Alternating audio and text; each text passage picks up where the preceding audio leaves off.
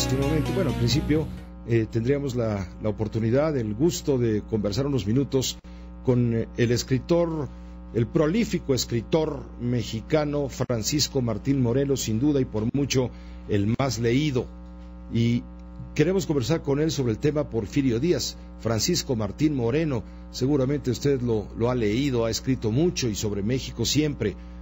México negro, México sediento, arrebatos carnales. En el primer tomo de Arrebatos carnales, por cierto, va y se mete a la recámara de Porfirio Díaz como un personaje observador de la realidad, México ante Dios, México acribillado, en fin.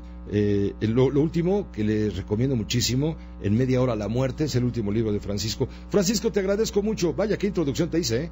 No, gracias, Pepe, no te merezco, eres demasiado amigo para mí, muchas gracias, Pepe. No, hombre, Francisco, al contrario, ¿qué más da que se traigan los restos, las cenizas o lo que quede de Porfirio Díaz? Bueno, mira, querido Pepe, muy rápidamente, yo te diría que Porfirio Díaz, en buena parte, no totalmente, pero en buena parte es el ejemplo de lo que no debemos hacer, querido Pepe.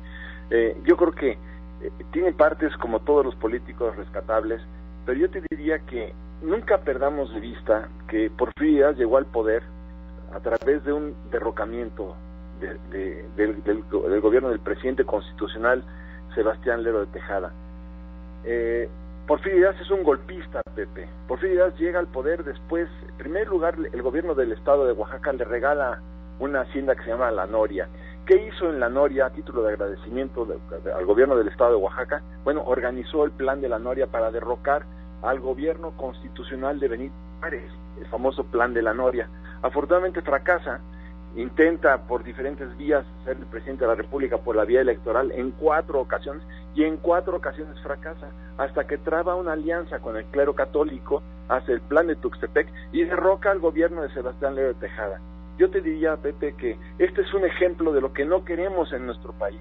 Insistir en Porfirio Díaz después de este antecedente es algo temerario, me parece además muy irresponsable. Yo no quiero ser radical, Pepe, ni mucho menos plantear esto como si yo fuera un fanático enemigo de Porfirio Díaz, no. Lo que quiero es hablar y que los hechos hablen y que tu gigantesca audiencia juzgue a través y a partir de la realidad histórica de este país.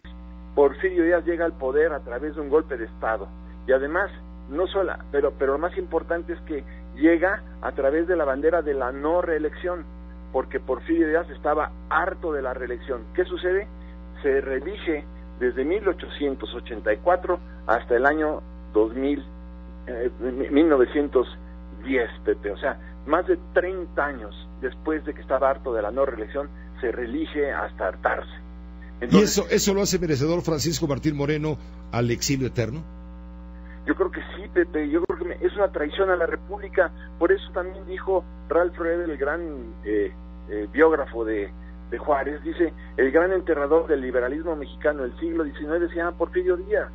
Él es el que entierra el liberalismo, él es el que traiciona la Constitución de 1857, él es el que acaba con las garantías individuales, porque decían, nadie puede ser privado de la libertad sino mediante un juicio, bueno, todo lo que tú quieras. Bueno, él traiciona todo esto, él bueno, todos los privilegios por la vía de los hechos que se habían conquistado durante la Guerra de Reforma, que duró 3 años, y bueno, y nos destruimos como país. Pero no solamente eso, Pepe, sino además él acaba con la libertad de expresión que tanto se buscó en la Constitución del 57 y que los liberales mexicanos, a partir del Nigromante y todos los que tú quieras, lucharon por todo ello, igual que Zarco, que Guillermo Prieto, que Benito Juárez y que Melchor Ocampo. Él acaba con la libertad de expresión y a sus opositores los manda a Ulúa. O sea, imagínate, Pepe, ¿de qué estamos hablando? O a la cárcel de Belén.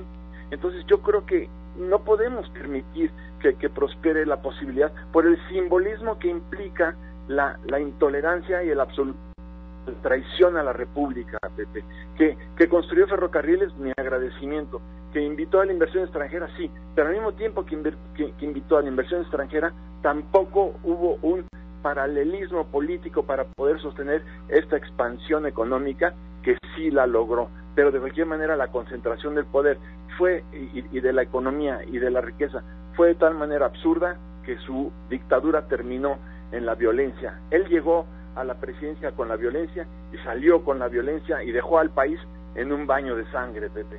Por eso es que yo me niego a que venga, a que se repatrien los restos de este tirano. Bueno, hay quien dice, como Héctor Mauleón, seguramente lo leíste hoy en el Universal, quien dice que otra vez los herederos espirituales de la revolución se desgarran las vestiduras, ponen los ojos en blanco y sientan que el santo se les va al cielo. Sí, Pepe, parece que el santo se les va al cielo, pero yo estimo mucho y respeto mucho a Héctor y estimo mucho a muchos historiadores que en este momento están hablando de que están de acuerdo con Porfirio Díaz, y yo creo que sería un grave error si no perdemos de vista también, Pepe, que acabó con los yaquis. Su vicepresidente Ramón Corral le quitó los territorios a los yaquis, acabó con los mayos, Pepe.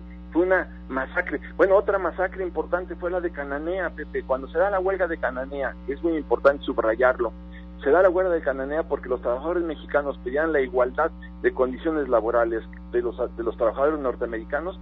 ¿Qué hace Porfirio Díaz? Pide a los Rangers de Arizona que entren a territorio nacional y masacren a los trabajadores mexicanos que estaban pidiendo igualdad salarial.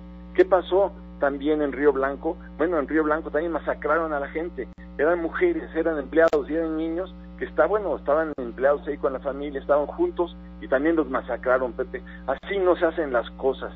Yo por eso insisto en que Porfirio Díaz es el ejemplo de lo que no debemos hacer. ¿Cómo logró la pacificación de México? Bueno, a través de los confesionarios, Pepe, porque la alianza con el clero fue eso. Él logró tener información de primera mano de cualquier levantamiento armado que se hubiera podido formar en su contra a través de los confesionarios. Entonces, también, Pepe, por todos lados. Además, cuando se habla de la pacificación, también es algo falso la Pax Porfiriana, Pepe, porque ¿quién fue el principal instigador de los movimientos armados en el siglo XIX? El clero, Pepe. El clero es el que financia la guerra de reforma con las limosnas pagadas por el pueblo de México. Esa fue la guerra de reforma en contra de un estado, entre otro estado, como era el clero mexicano, que ha sido, el peor enemigo que ha tenido México en su historia.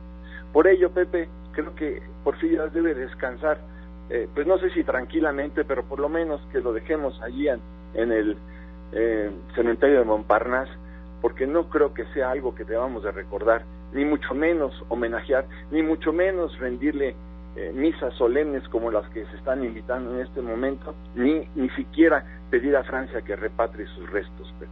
Pues te agradezco, Francisco, la oportunidad de escuchar tu punto de vista. Tú has escrito bastante sobre ello, has investigado más y me vuelvo a referir a Arrebatos Carnales, donde es una serie de 3 libros estupendos, espléndidos, y en uno de ellos te metes en la recámara justamente de Díaz y cuentas todas las intimidades de Díaz y doña Carmelita. Así es, Pepe. También esa parte importante, pues porque como todos los seres humanos también tenían sus debilidades carnales y había que haberlas contado. Pero lo que yo te quiero decir, Pepe, es que lo que te acabo de decir no son opiniones mías. Sí. Estoy hablando con arreglo a hechos históricos, y por más que me puedan decir que soy radical o intransigente, no, estoy diciendo hechos históricos como lo que te dije de Cananea, como aquella frase estupenda que pasó a la historia y que se olvida cuando dijo, mátenlos en caliente.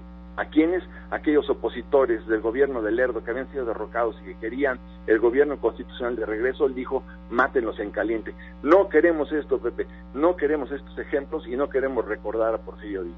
Te agradezco, Francisco Martín Moreno, un gran saludo y una gran oportunidad de escucharte siempre. Gracias, Pepe, un abrazo para ti y para tu audiencia. Muy fuerte para ti, gracias. Francisco Martín Moreno, escritor, investigador, historiador, dando esta perspectiva, este punto de vista en torno a la polémica sobre la probable repatriación de los restos de Porfirio Díaz, el exdictador. El Ayuntamiento de Oaxaca y la Comisión Especial de los Festejos del Centenario Luctuoso de Porfirio Díaz intentan nuevamente repatriar los restos desde el cementerio de Montparnasse en París, en Francia, a la Iglesia de la Soledad en Oaxaca, México. Hagamos una pausa.